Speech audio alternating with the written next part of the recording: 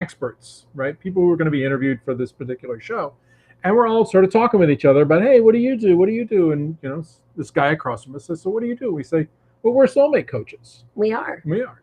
And he goes, soulmates? Why would anybody want a soulmate? That's just terrible. Soulmates are going to burn you. They're bad. And he had this, he just went nuts. He went on. He went on and on and on. It was very off. I'd never had someone respond so strongly. It was like, whoa. Like a lot of energy. That guy had a lot of energy. A lot of energy on soulmates. And he was talking about twin flames, I think, or something. And I'm like... In his segment. I'm like... What? That didn't make any sense. So me being the researcher that I am, remember, I realized that there's this whole corner of the interwebs where people think soulmates are bad. And so I thought to myself, I'm going to find out, because I gave myself like a challenge. Where did it come from? Yeah, I want to know where it came from. So I'm sitting there on the interwebs doing research about where did this idea come from? Because it's right there in the name, right? In the word. It's a soul mate. It's not a soul, I'm going to burn you. Right. Right? No. So I'm scouring, right, through all this research, and I find it. I found where it started. Okay. Where did it start? In the early chapter, in the beginning of that world famous mega bestseller, Eat, Pray, Love. Okay. Liz Gilbert is on the floor in the bathroom having her meltdown, and she decides soulmates are bad. And so at some point, she said something like soulmates are going to burn you or something. Basically, I can't remember the exact word. It's not like as strong as that guy. Right. He had some weird energy on it. But Liz, I think, I don't know her, so I don't know. But I do think that there's a difference between a soul contract and a soulmate. And I think that in her meltdown at the end of that relationship, in the beginning of the book, and the end of her marriage to that guy, that before she decides to go off and eat in Italy. Oh, right. Yes. Eat, pray, love. Yeah. Yeah. Okay. Eat in Italy. Yeah. Pray in India. Love in Bali. Oh, yeah. Love in Bali. Yeah. So I realize that there's this big misconception now, because that book was so huge, that people are sort of have this misconception. So one of the things we want to do is kind of clear things up right at the start about where this came from, because we're very clear that there are some people that come into your life that are here to teach you something. Yeah. And you have a soul contract. You have an agreement, a soul agreement with that person to play it out in this lifetime. And some of those soul contracts are played out in the dark, so to speak. And some of those are played out in the light. But that has nothing to do with a soulmate. But let's talk about that piece real quick, because you can't just say all that and then not really explain what that means. Okay, right? So, go for it. So when we talk about a soul contract, you could imagine, and I don't know how spiritual you are or what you believe in, right? But we tend to believe that we're coming back here over and over and over again, trying to be a better person. Now, I don't know if that's true. I don't know if reincarnation is real. I do know it is useful. This is always really important, I think. It is useful to believe that I'm coming here over and over and over again in order to evolve. Because if I believe that, then I'm going to spend this life, the one I'm here living, trying to evolve, right? Trying to become a better person. So it's a useful way to believe, whether it's true or not. So I don't want to argue about whether it's true or not, because I don't know. I'll know when I die. We'll see you on the other side. We'll see you on the other side. We'll all figure it out together. We'll talk about it then. Yeah, we'll sit over coffee and figure it out. So a soul contract, this concept, right, is like, it's like the two of you are up on the astral realm, right? Before you come down and incarnate in this lifetime. And you're saying to each other, hey, you know what, other soul here? Hi, other soul. I want to go down and I want to learn how to value myself. What do you think about that? I'll be there for you. You'll be there for me. Awesome. Yeah. Right? So we just made a soul contract, an agreement. This person, this soul's going to be here to help me learn to value myself. Now, when Orna says you can learn that lesson in the light, what that means is that person comes up as like a teacher, a mentor, who's like, hey, to say, it's very positive experience. Hey, other soul. Wow, you're really amazing. You should value yourself, and let me show you how, right? And I value you, and let me show you what that's like. There's those people that show up in your life, and those people are great. Yeah. And then there are those people that show up to teach you this in the dark. Now, what we mean by that is that soul says, hey, I'm not going to let you know that it's me here showing up to teach you this thing. I'm going to be real sneaky about it. And I'm going to show up and I'm going to be a real jerk to you. I'm going to treat you like crap, right? Because you're going to learn what it's like to not be valued.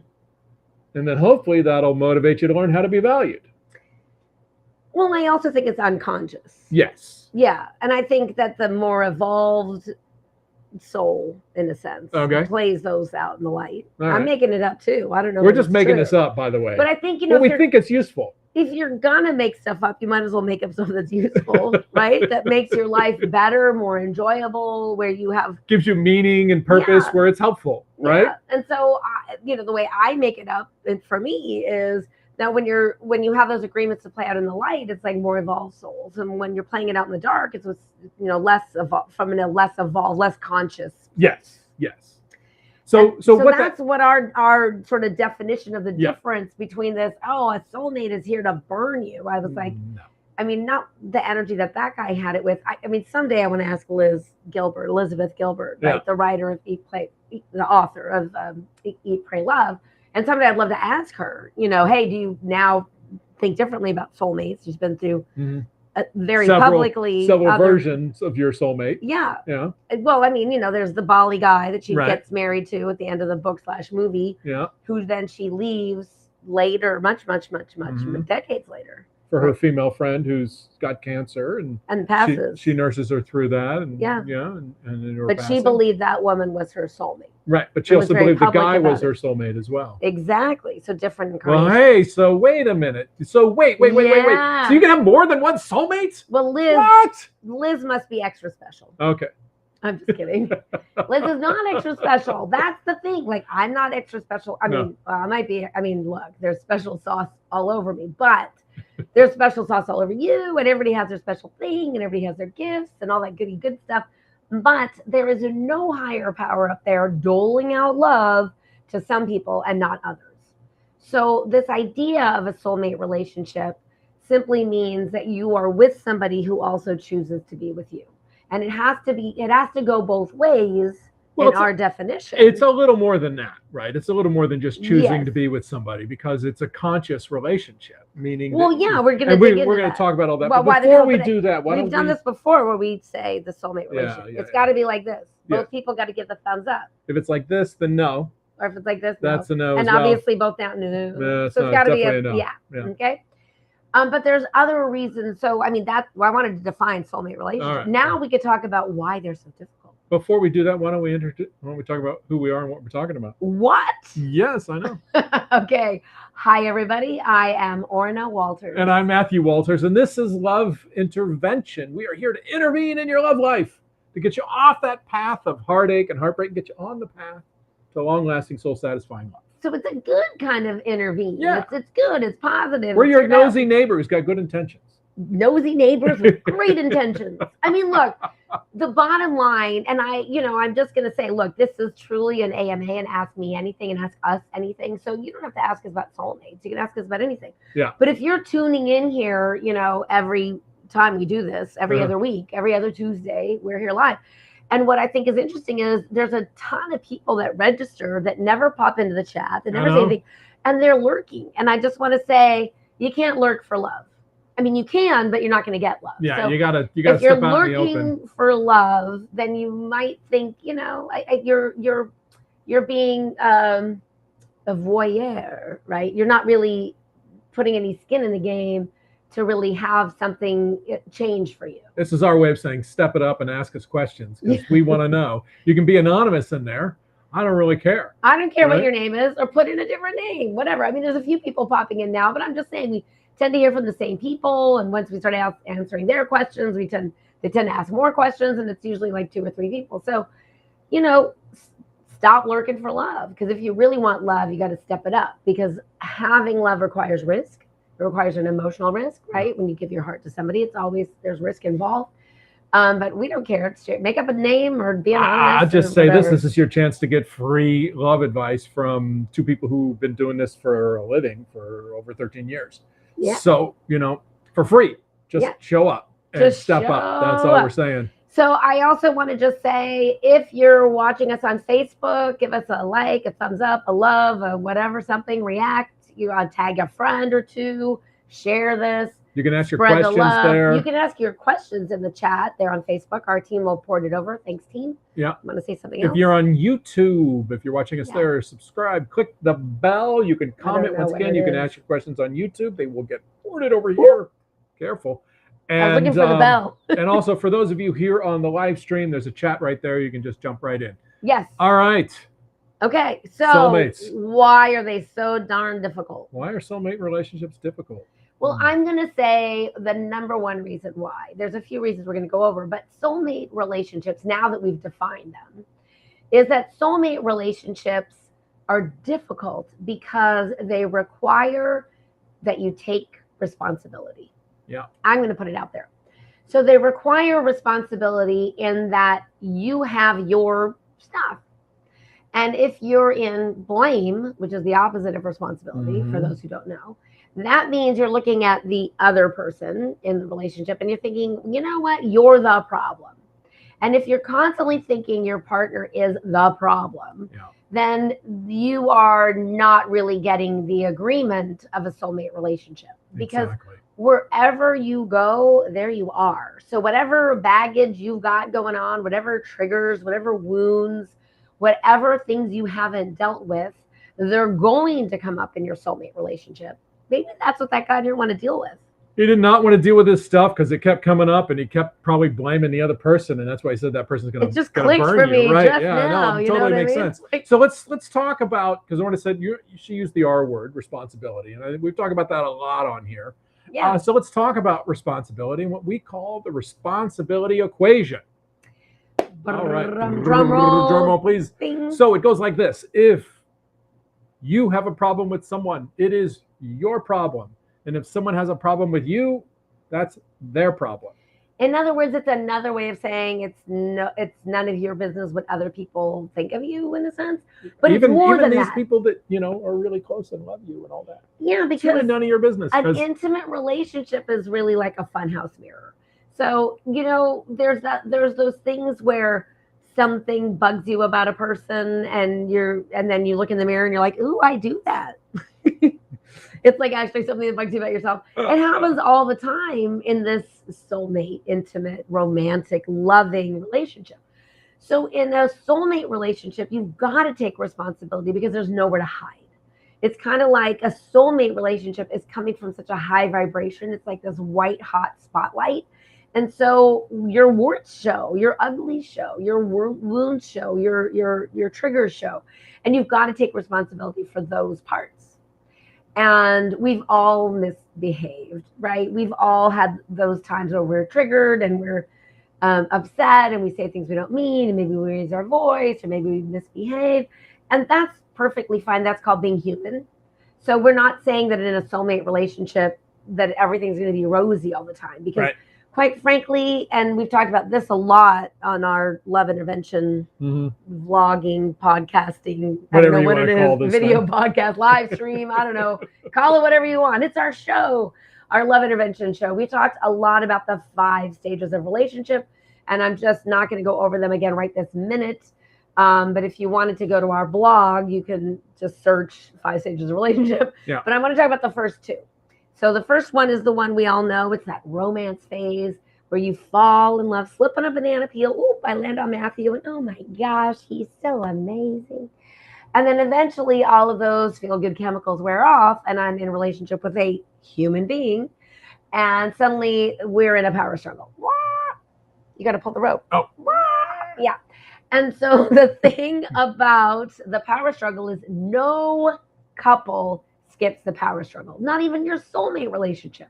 So when you have an unrealistic expectation of what an intimate relationship, a soulmate relationship is supposed to do for you and how it functions, and you can hit that power struggle stage, and suddenly you're like, wait, what? You're not who I thought you were, right? And all of that stuff comes into play. Yeah. And suddenly you start thinking soulmates, wah, wah. But the truth is soulmates show up for you to heal your wounds, for you to accept your humanness, for you to really experience kindness and love and compassion for yourself and your partner. I mean, I can't even think about how many times in an upset, in a conflict, Matthew says something and I I see this little boy that's inside there, and it's just sometimes it just breaks my heart, and I just think, gosh, I'm really mad at you right now, but I really get why you're upset. It opens my heart in a whole new way of having compassion, not just for Matthew, but also for myself. And so a soulmate relationship heals those wounds from childhood and really lifts your ability to function at a high level in this life. And I mean that because when you have the support of a soulmate in whatever it is you're doing, whatever your career, whatever your work, whatever your craft, whatever your hobby, whatever level you're living at, when you're sharing your life with your soulmate, every part of your life gets better. That's right. Yeah. But it will require you to take responsibility. So yeah, the responsibility thing again. So we sort of threw out the responsibility equation, but didn't really go into it because I think it's really important with the soulmate thing. Okay. So when someone has a problem with you, it is their problem.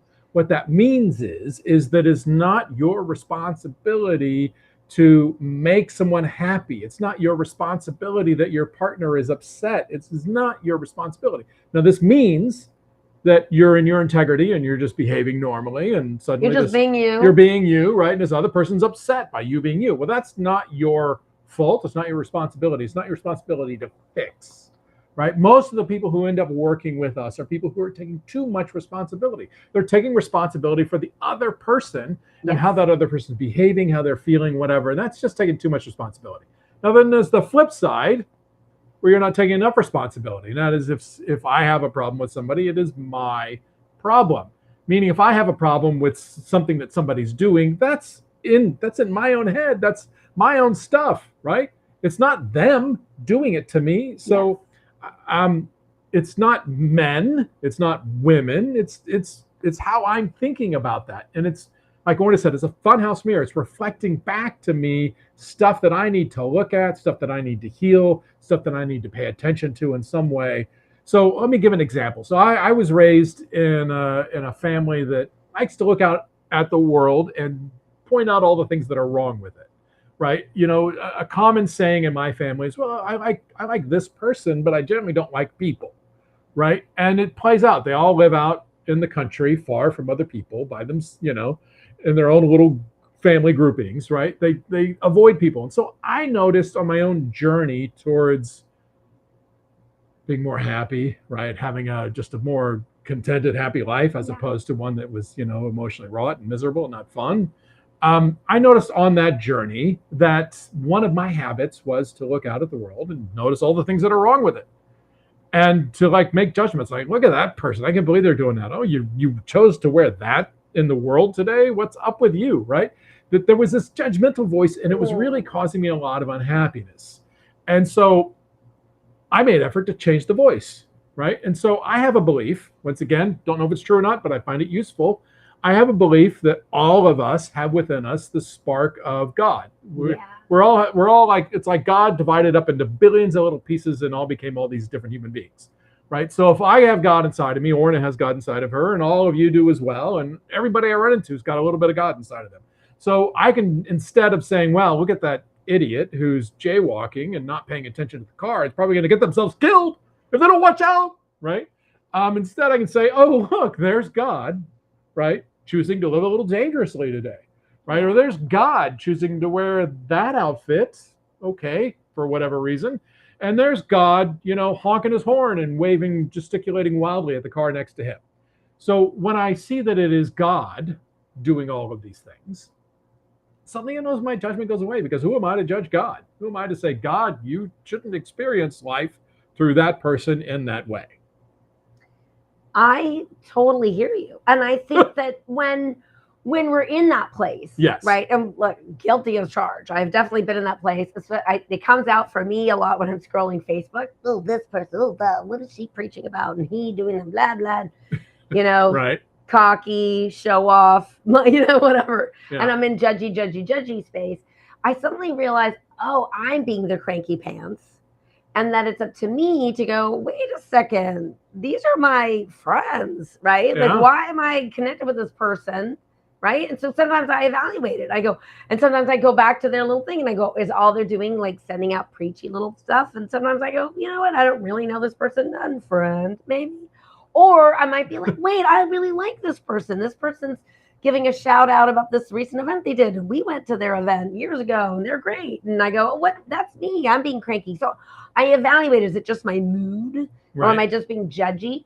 And so I think a lot of times we forget when we're in an intimate relationship to be curious about the other person. It's kind of like the salve of the cranky, judgy piece, right? Like the one of the best sort of nuggets we can give you for free, right, about how to have a healthy, loving, lasting partnership is always be curious about your partner. Don't make assumptions, right? Always be in that place of curiosity to wonder what's really going on with them and to ask questions about what's really going on with them. Because when you're filling in the blanks, like our brains tend to do, when you spend day after day with that person, it's easy to think they're having the same experience you must be having because you spent all this time together, but that's not true. They're a completely different person than you are, right? They have different wiring, they have different strategies, they have different moods, they have different responses, and certainly they have a different mental, emotional pattern. So being curious puts you in the seat of like, oh, what's really going on? And being really curious. I think it's one of the ways that when we're teaching how to take a conflict and turn it into a deeper connection, I think that's one of the biggest keys. So the other misconception about a soulmate, and we're going to start answering questions here in a moment, but I think this is important because we said we were going to talk about it, right? Yeah. So that a soulmate relationship doesn't complete you. The Jerry Maguire myth, you know, you go to YouTube and it's there on our YouTube channel from a bazillion years ago where we busted the myth about this Jerry Maguire myth. It's like one of our most viewed videos. It's got like tens of thousands of views of, you know, this idea that you complete me is a dysfunctional relationship. And so in a dysfunctional relationship, when there's, you know, like the hero and the zero in a sense, that's a dysfunctional codependent relationship. And so the hero's needs all get met and the zero's needs don't. And that is not a healthy dynamic. No. So the soulmate relationship doesn't complete you. The best thing you can do if you're a single person looking to have a loving, lasting partnership with another person is, are you living your life on hold, or are you doing all of the things that you would do when you have your soulmate anyway, right? Are you living your life to your fullest? Are you really enjoying your own company? Do you feel complete, or are you looking to bring a partner into your life to fill some kind of empty space inside? Because no person can fill that for you. Nope. Nobody can. And I used to feel like that. So I just want you to know, if you're in a place where you feel like there's kind of like this black hole, I mean, I wrote a poem once about the black hole inside of me that nobody could fill, you know? And I knew nobody else could fill it, but I didn't know how to fill it myself, right? That's a different kind of problem, right? If you have that sort of black hole inside that just keeps consuming stuff and is unfulfilled, right? But it's fixable. Like the thing about knowing what's going on with you, like if you recognize that you have this idea of this black hole, if you recognize that's part of the problem, then you go, oh, wait, I've decided that that's inside of me. I can fix it. Because now you're in the power position, right? Now you're in the seat of power, your own personal power to create change. So it is an AMA, and I want to get to the let's get to these questions. Okay, but I'm just going to introduce us one more time. Let's do it. Hi, everybody. I'm Orna Walters. I am Matthew Walters, and this is Love Intervention. You do it all the time. I want to do it one time. Hi, everybody. I'm Orna Walters. I'm Matthew Walters. And this is Love Intervention. We're here to intervene in a good way in your love life to make it better so you can create that long-lasting, soul-satisfying love. Tonight, we're talking about soulmates and soulmate relationships. Yep. And we are taking your questions. They can be about soulmates and soulmate. We got a lot of them for soulmates. But they could be anything you want. So ask us anything. We're here to help.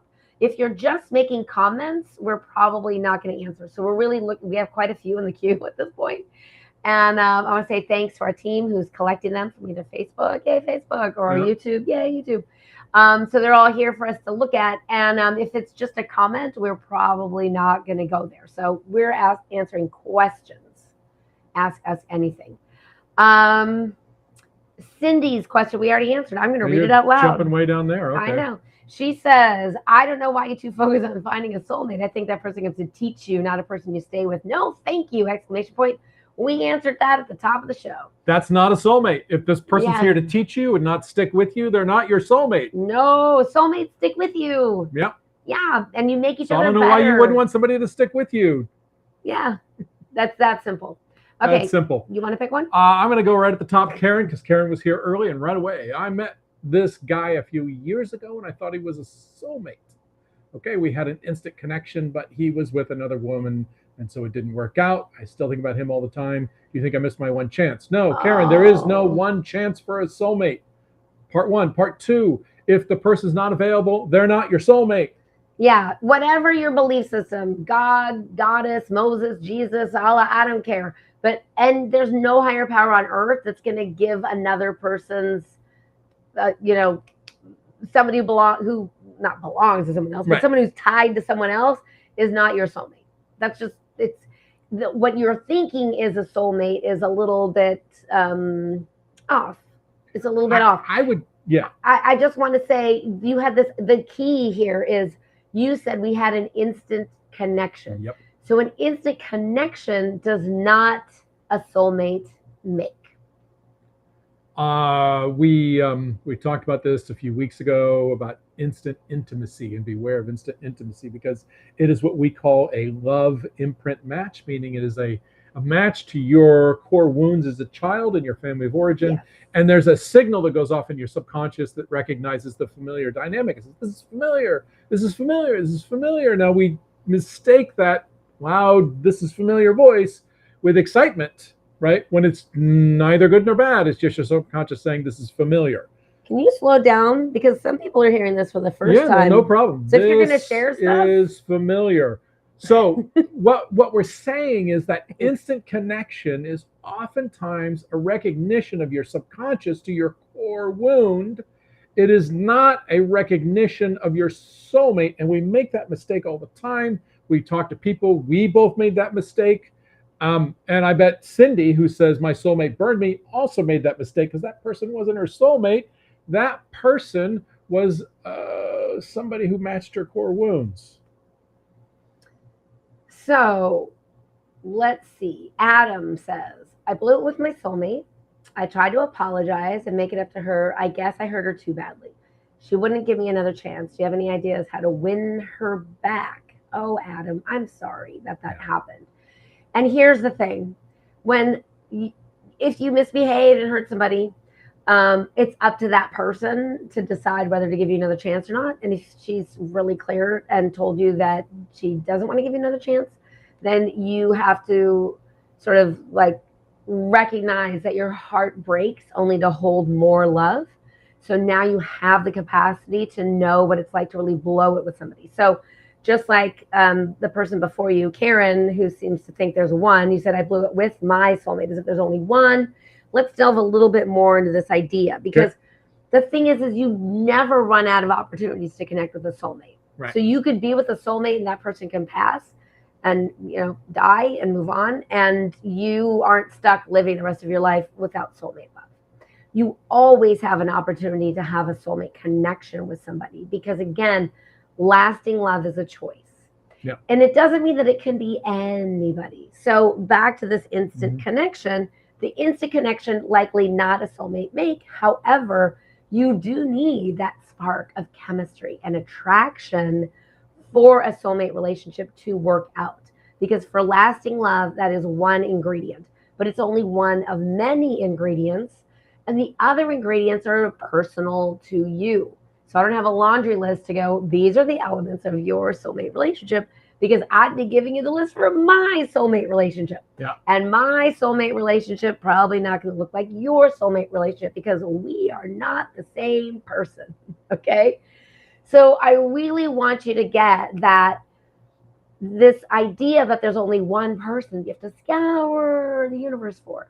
I mean, look, I thought my soulmate was somebody else for way too long. And I used to think I wasted a lot of time on that particular person. And I was really heartbroken that it didn't pan out. And I had to sort of go, okay, well, if it's not this, it's going to be something better. And what I know now is, oh my gosh, so much better. So let's go over a few things that makes a soulmate relationship. Okay. On the healthy side. Yeah. So if you're looking for your soulmate relationship, you think, well, this idea appeals to me to be with somebody who chooses me and I choose, and we're here to grow together and all that good stuff. All the good stuff. Right. The first thing you'll know about a soulmate relationship is it will be easy in the beginning. It won't be this dramatic roller coaster ride where it's like so intense and then you're fighting, but then you make up and it's so intensely good and then you're fighting, right? That's not a soulmate relationship. That's not a healthy dynamic. And when we say in the beginning, we mean you want a nice long romance phase. I mean, a nice long one. So I'm going to say a year plus-ish if you want to have a time frame on it. Some of our clients have really long romance phases where it's like 2.5, 3 years. We have a couple that 5 years have been together. Just now they're in a power struggle. So look, the more conscious you are about the journey through the dating process to your soulmate, the more skilled you are at doing that, you will recognize that you have a longer romance phase. So the key is it's easy through that romance phase. Doesn't mean you won't have conflicts and disagreements. Or conflict, right? Yeah. That's just normal being with another human being. If you just have a conflict and, you made it through that's not what we're talking about. A power struggle is a fight cycle. Well, but that's not where I was going. I was just saying that you can have conflicts and disagreements. You can have in the romance phase. Yeah, you'll have some of those pop up, but you'll find your way back to each other easily. It'll be easy. It won't be on and off and yes and no and all of that stuff. No. It won't be a roller coaster. Drama free. That's a good way to say it. And the other thing I want to say is that you want to be careful of those relationships that start off with that hot instant chemistry. And then there's a truncated romance phase where you get into a fight cycle that doesn't really resolve itself. And then you're like lather, rinse, repeat. Because remember, an abuse cycle also has a lather, rinse, repeat with a makeup, in the abuse cycle. And I'm not saying that, every relationship that follows that sort of cycle is abusive. That's not what I'm saying. But you do want to look out for those because they share that similar thing of a cycle where there's a makeup. And in an abuse cycle, they both escalate. So the abuse escalates while the makeup escalates. Right. So a lot of couples get addicted to the apology and the makeup sex, right? That happens. And you want to really be careful of that.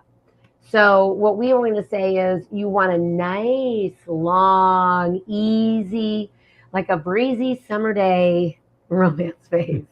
It should just be easy. And so when there's conflict, you both are like, oh, wait, I'm sorry. Oh, no, wait, I'm sorry. Oh, wait, how do we work this out? Or I felt hurt. Or, oh, I felt hurt too. And you can figure it out, right? Like, I'm going to say this, and I think we do say it a lot here, is we're not sitting here today because everything went right between us. Like so many things went wrong, but we figured it out together.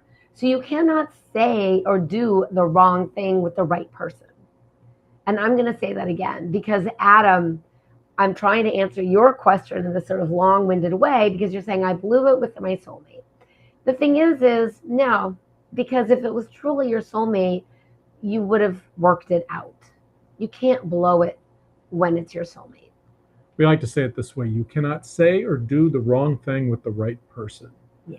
And, a lot of people talk about, they missed opportunities. It's like, oh, this person, and then I did this, and we broke up over that, and I guess I lost my soulmate, right? And it's like, well, no, because if it's the right person, you're going to figure it out together. You're actually going to be committed to figuring out together. That's another aspect, right? Is we call it this. We say you fight for the relationship. Yeah. When you're in a soulmate relationship, you fight for the relationship. And that's different than, say, fighting for your way or fighting for understanding or fighting for, it's like you have to see my point of view and accept my point of view is true, right? And you're fighting for that. That's an ego battle. That's the power struggle we keep talking about, right? But when you're in your soulmate relationship, you fight for the relationship. You say, look, I know we're going through a difficult time right now, but I'm here to work through this with you. Yeah. I'm here to say, hey, how can we become better together? How can I heal? How can we have better communication? How can we have deeper acceptance of who we are and where we are instead of needing to change each other, right? All these things that come up about fighting for the relationship, as opposed to, like we said before, fighting each other in that power struggle where you're in the tug of war. That's no fun. Nope. The other thing that you want to be careful of is if somebody withholds love during a conflict, that's a big red flag. Yeah. That it's not a soulmate relationship. In a soulmate relationship, you're going to choose love, meaning even when there's a conflict, you're not going to withhold love. You're not going to punish somebody because whatever happened and was said in anger or was said when you were triggered or whatever. So, it's the thing about being in a relationship, year after year, decade after decade, is really recognizing that you have to be okay with your humanness. And as a recovering perfectionist myself, I just want to say, if you set the bar so high that nobody can, like, if you can't satisfy yourself because you're a perfectionist, and so you're always like, oh, no, I got to do better, and you're always striving to do your best, and unless it's perfect, it's not good enough. It's important to have high standards. I'm not asking anybody to lower their standards, but if you expect everything to be done perfectly, you're going to have trouble finding a life partner and a soulmate, because that if you can't please yourself, how's that other person ever going to be able to reach that high bar and please you too? Right? It's just not going to happen. So be careful of those unrealistic expectations. Your humanness is where you connect with another person, right? We love those imperfections in the people we love. We love their imperfections, their silly, quirky ways of doing things. Yep. Yeah. So, more questions. Okay, so Julie says, I don't care what you call it. I just want someone to stick by me instead of scampering off. Seems most guys are just looking for sex. Where does the love come in? I can't seem to find anyone to even date. I hear your frustration, Julie. Dating can feel very difficult, right? Most people, 99% of the people out there, don't have a dating coach. So they're just using whatever strategy. They're stumbling along trying to figure it out. Some people are on those apps and on those dating sites, and they are just looking for company and sex and whatever. And usually it's pretty clear when they are, because they don't have things in their profiles that says stuff like, I'm looking for a relationship. Or if you're swiping right and you start chatting with them and you say, hey, I'm looking for a relationship. What about you? And they go, well, you seem cute. Let's have lunch, right? If they're, if they're not reciprocating that comment, hey, I'm also looking for a relationship, where they're upfront about what their desires are on these apps, then you could probably guess that their desires are not a relationship. And that's simple stuff to find out just by asking questions, just by being curious about people and paying attention to the way they respond, and not letting your own wants, desires, and filling in the blanks and your hopes and your dreams in a picture, or your hopes and dreams in a profile, and saying, well, this person appears on the surface to be perfect, and so I'm going to make it work with this person, right? Because that's not the way it works. No, what you end up doing is you end up like twisting yourself into a pretzel trying to get love, and you're holding some weird shape trying to earn love from somebody. And that's putting way too much power in the hands of a stranger. Don't ever, ever, ever put your lovability in the hands of a stranger. I mean, look, Julie, you're saying you're having trouble just to find people to date, right? And if you have the limiting belief that guys are just looking for sex, well, guess what? The world is the way you believe it to be. And well, so I want to just think that correct that just a little bit, because the world appears the way you believe it to be, and that's an important distinction. That's what I said. You said the world is the way. No, I said appears. You said is. Well, I'm gonna listen to the recording later and we'll see who's right. Let's thumb wrestle over it. Okay. Look, I don't know. I may have missaid it. If I misspoke, thank you for correcting me. Yeah. I don't think I misspoke, but let's say it again. Okay, the world appears to you the way you believe it to be. We had a client that we're still working with, and one of the biggest issues when we first started working with her and coaching her was she had this belief that most guys are jerks. Well, we sent her off dating at some point, right? And guess what? She started meeting a bunch of jerks, and we were like, well, how's that belief system serving you now? And we, of course, had to do some switcheroo to have it open up so that she didn't suddenly think all guys are jerks. I don't think she's met any jerks now in a while. Well, no, but we also helped her set up a system so that she could weed the jerks out, right? And that's the thing. It's like you have to be strategic in the way you approach dating. And it really, I mean, I hate to say this because we keep talking about this all the time. It's this idea of accidental love. If I just go on the app and I'm going to stumble around until I find my person, my other half, and it's just going to be easy and it's going to work out, and I don't have to deal with all these other people who are jerks or just looking for sex or whatever the thing is. Well, no, that's not the way it's going to work. The way it's going to work is you're going to have a certain strategy for how you're approaching dating so that you weed out people who aren't serious. So you weed out people who aren't going to treat you well, right? And so you have clear boundaries and clear communication, and you're not doing it from a place of, well, most people are jerks, so I'm going to make sure this jerk doesn't do this, right? Because that's the wrong emotional energy to be coming at this. You're going to come at this from an open heart, but at the same time, you're going to have clear boundaries, and you're going to speak about yourself as if you are valuable. Yeah. And when you do that, when you believe that you are valuable, you are worth waiting for when it comes to sex, for example, that the guy who just wants sex won't wait. So he'll disappear. And the guy who's interested in you, but also wants sex, but is also interested in you, he'll wait and he'll jump through those hoops to try to say, hey, I'm willing to do and be the guy you need me to be because I think you're pretty great. Bingo. Yep. All right. You want to pick the next one? Do I want to pick the next one? Let's see. Oh, let's introduce ourselves for anybody let's do who's that. just popped in. What was that? Hi, everybody. I'm Orna Walters. And I'm Matthew Walters. And this is Love Intervention. And we are here to intervene in your love life so to get you off the path to heartbreak and frustration and loneliness and get you on that path to long-lasting, soul-satisfying love. Because we believe in our heart of hearts that love is available to you, and it doesn't matter who you are, it doesn't matter what you've done, it doesn't matter where you come from, it doesn't matter where you live, it doesn't matter how much money you have in the bank. None of those things matter. What matters is that you are a human being. You are the physical embodiment of the energy of love, and so therefore you deserve to have love in your life. Now, you may have beliefs, you have strategies, you may have things that you're doing that are getting in the way of that, and that's why we're here. That's why we're here, to help clear it all out so that you can have new strategies and let you know that you can have new beliefs. I mean, how many of you were raised to believe in Santa Claus? Anybody? Anybody? I wasn't. I was. So do you still believe in Santa Claus? No, I do not believe in Santa Claus. When you found out there was no Santa Claus, were you upset? I can't even remember. I might have been. Yeah, probably not upset about it anymore, though. Certainly not. Yeah, how many of you are on this track? Yeah. Used to believe in Santa Claus, don't believe in Santa Claus anymore. Anybody? Yeah. But you're not upset about it. You're not upset about it. I mean, we asked somebody once, were you raised to believe in Santa Claus? She said yes. We said, are you still upset about it? She said yes. But she wasn't upset that there wasn't a Santa Claus. She was still upset that her parents lied to her about when she found out her parents were playing the role of Santa Claus. So that's a different deal.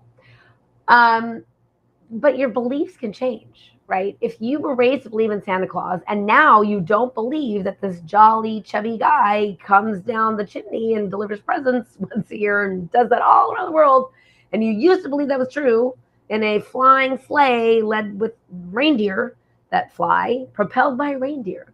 Yeah. Or actually Christmas spirit. Christmas spirit. Yeah. Yeah, that's right. Fueled by Christmas spirit.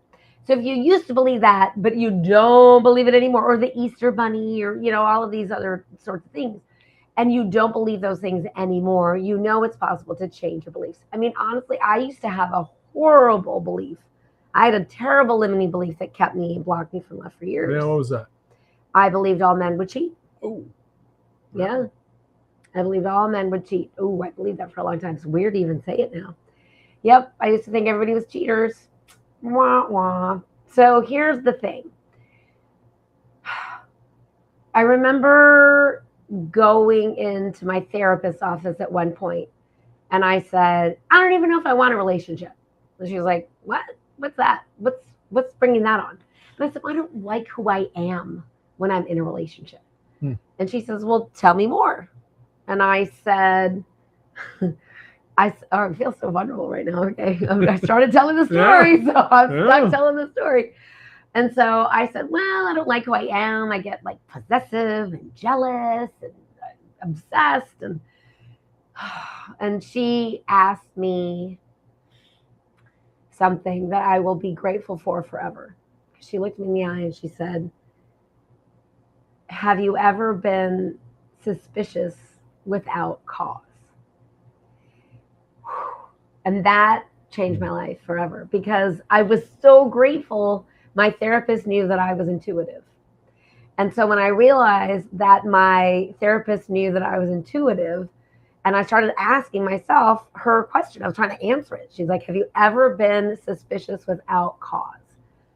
And I literally right there in her office on the couch, I was like, literally went back and I was like, no.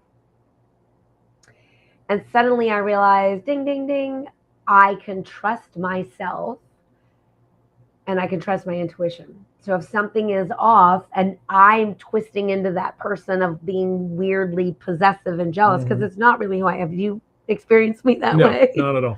I mean, when we started dating, you'd sometimes be in your office. Your clients were mostly women. You would be there sometimes 8, 9 o'clock at night. I was never jealous or possessive. So these things can shift and change, I guess is what we're saying. All right. All right. We have more questions. I like that. Kayla here has been really sweet, and she finally figured out how she wanted to ask a question. So I'm going to say that. She says, your dating to discover process has been a life changer for me. At what point should I shift into looking for a long-term relationship? That's a great question. Oh my gosh, that's such a great question. Well, thank you for saying it's been life-changing. I love that. And I want to say that the dating to discover process, if you don't know what it is, you can go to our blog and search how to date for your soulmate. I think is a good one that lays out that is good. Or if you want to talk with us about other ways to really get into it, you can always email us at support@loveonpurpose.com. Yes, we'll put that into the chat box. Support@loveonpurpose.com. You can email us. We'll have a chat.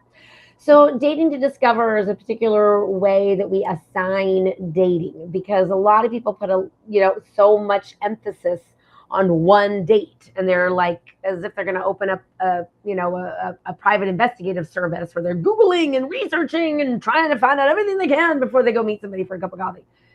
Throw that out. Oh, so exhausting. You need to know one thing to go on a date. Is this person not an axe murderer? That's it, right? Yeah. And attraction is not a requirement for a date. Ding, ding, ding, ding. Wow. Attraction is not a requirement for a date. People freak out when we say that. I'm going to say it a third time because it's so important. Attraction is not a requirement for a date. It is, however, a requirement for a relationship.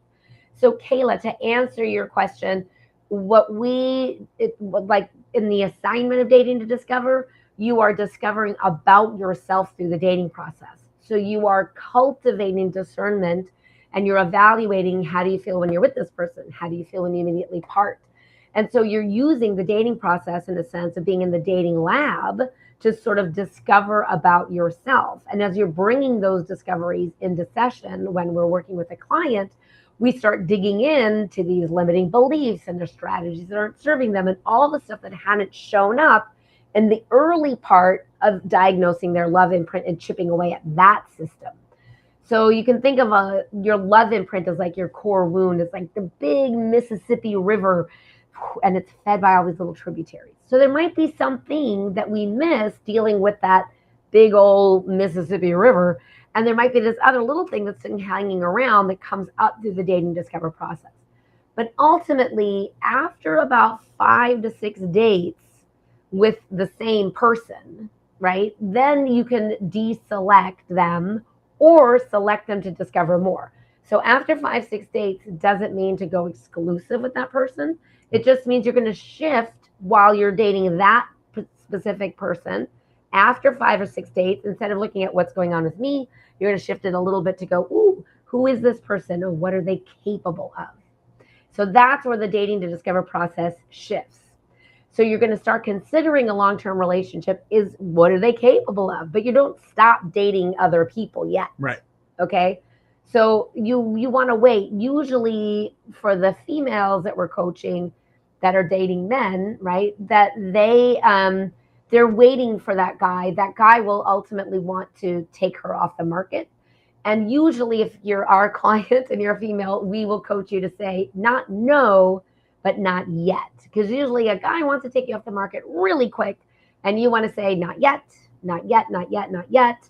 And about the sex, you can say, oh, honey, I can tell it's going to be hot when we get there, but I'm not ready for that yet because we don't really know each other. So you want to, when you make the commitment for a long-term relationship and go exclusive with somebody, you want to have that person not be a stranger anymore. So let's say this, Kayla. So say you've done that, right? You got to that place where you're now in exclusivity with somebody.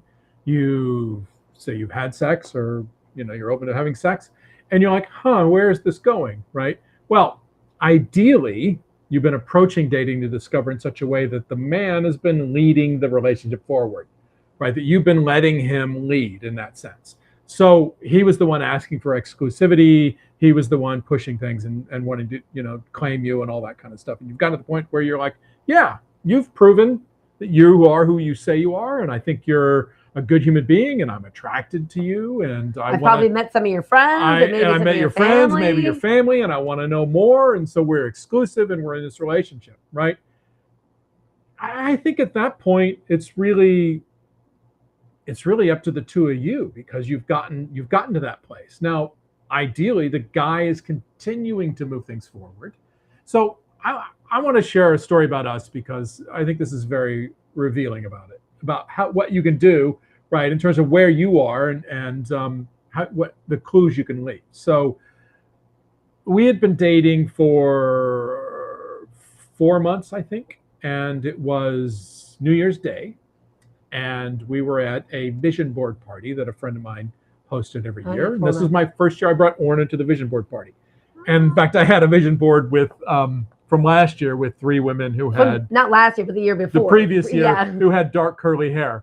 Not saying I'm good at manifesting, but just so you know. And so we had fun because I said, well, here's my vision board and here's my woman. Right, we had a nice little joke about that. So we're making our vision boards in the morning, right. So we're making our vision boards all day for the next upcoming year, and we get to the end of the night, and everybody's showing off their vision boards. And on Orna's vision board, she had a picture of a woman's hand with a diamond ring, and she had clipped the words "I said yes," or was it "She said yes"? Or I said yes. I said yes. It's my vision board. Right, it's her vision board. So she shows me the vision board. She showed everybody. She shows everybody the vision board, and then she turns to me and she says, "No pressure." And I just thought that was awesome because I knew where I stood in the relationship, and it was really the ball was now in my court about when or if I was going to ask her. Now, the funny thing was there was another guy there who got all bent out of shape. He's like, you're not supposed to tell him that. He started yelling at me. You're not supposed to let him know. It's supposed to be a mystery. He's supposed to ask and not know. He's supposed to wonder what your answer is going to be. You can't tell him you're going to say yes ahead of time. I was like, excuse me, sir, we don't know each other, and this is my life, so I'm going to live it my way. And it's, look, you can let a guy know that you like him. You can let a guy know, but I'm going to say this. I said yes on my vision board that day because Matthew and he showed me every step of the way that he wanted a relationship with me. I mean, I had, this was January 1st, and for Christmas that year, the previous Christmas, Matthew, took me home to Kansas City, and I met his whole family. And it's a big family, and especially for the holidays. I met everybody. There were index cards and pictures, and I was tested on first names because I suck at names. And so there wasn't a test. She's exaggerating just a little bit. Okay. It wasn't exactly like Diner where I had to pass the test, but I did study who was who and who was related to who because it's a big old, lots of Walters and Corbins and oh my gosh. So I hope that helps you. I really want to, because we're getting to the end of this love intervention. There's some great questions here. So Stephanie asks a very straightforward question. She says, what are some confidence boosting practices that you recommend? And I always find this so interesting because people think the key to successful dating is to put on a coat of confidence and walk out the door. That's not really how you do it. So I don't know what other people have told you. The way to grow confidence is to grow it in yourself. So number one, always keep your word. If you have an agreement with yourself, it's just as an agreement or a promise you've made to another person. So you grow confidence inside of you when you honor your word. So if you say you're going to do something, you do it. If you make a promise to somebody, you keep it. Even if that person is yourself, it's even more important that you keep it. So don't make promises that you can't keep.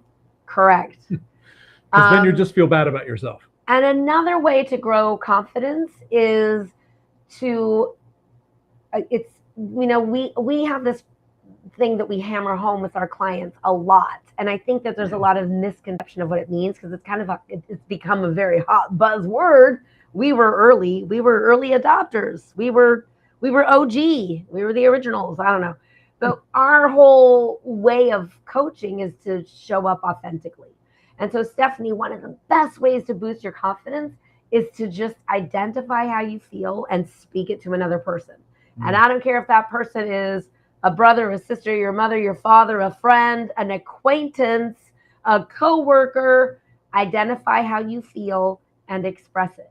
And here's the weird thing about doing that, because identifying how you feel and expressing it will boost your confidence, because you will recognize how you feel differently when you honor yourself by speaking those fleeting feelings. And I'm calling them fleeting for a moment, because a lot of times people don't want to label how they feel, because they think, oh, I'm not going to feel, I can't trust my feelings, or feelings don't last. Feelings don't last. All of your feelings will change, which is why it's kind of ridiculous to pick a life partner based on a feeling, because your feeling will change. Yeah. So you're going to grow confidence inside of you by identifying how you feel and expressing it, because when you do that, it's like saying that you count and you matter, because how you feel in the moment actually matters to you. And if it doesn't matter to the person you're sharing it with, that's good information for you to have about where you stand with that other person. So you want to grow that confidence inside of you. I used to not have a lot of confidence. And I know sometimes people think I must be making that up. But I promise you that I was not always the person that you see. I mean, I think she was in there. But I took a lot of time, and I did a lot of things to grow that confidence within myself and really become this better version of me, so I could be happier. Because when all I was trying to do was please other people, I was miserable and kind of suicidal. And when I decided the only person that I had the power to even make happy was myself, and I focused on making myself happy, oh my gosh, every part of my life changed. Let me say this about developing confidence, because a lot of people wait to do something until they feel good about doing it. Yeah. Right? That's a good point. And what I want to say is, do something and then you'll feel good. Yeah. So part of what happens with confidence is confidence happens when you take actions that feel uncomfortable and you do them anyway. Right? And by the act of doing it, you realize, oh, I didn't die. Yeah. Right? Oh, nothing horrible did happen. Yeah. And so, okay, so maybe I could do this thing because I did it and the world didn't end. Yeah. And sometimes you'll do things that you're uncomfortable doing, and it maybe doesn't always go as well as you'd like it to. But you're still gonna feel better. But you're still gonna feel better by taking the action than you are by waiting until you feel good to take the action. Yep. So don't wait to feel good to do things that could help you build your confidence. Do things and you'll feel good. All right. We're going to wrap this up soon, but there's one more question I think we have to answer. Okay. Yep. Alicia says, I had a couple great dates with this guy, and then he went away for a work trip for 3 weeks, and I haven't heard from him since. I know he really liked me as well. He told me so several times. How do I get things going again? I don't want to be chasing him, but I do want to see him again. Help. Alicia, this is really easy. You have his number? Great. You can text him and say, thinking about you, ... That's it. Thinking about you, ... It's a great text. And I got nothing else to say to that. See, I knew we could finish still on time. Okay, you're right. That was easy. So, hi, everybody. Thanks for joining us today for tonight's Love Intervention. I am Orna Walters. And I'm Matthew Walters, and you can join us every 2 weeks here for Love Intervention, where we intervene in your love life, get you off the path of heartache and heartbreak, and get you on the path to the long-lasting love that you desire. Thank you to our team. Thank you so much for helping us pull this off every other week. Yeah. We're going to be back in 2 weeks on September 27th, and our topic is going to be why people ghost. All right. So join us then.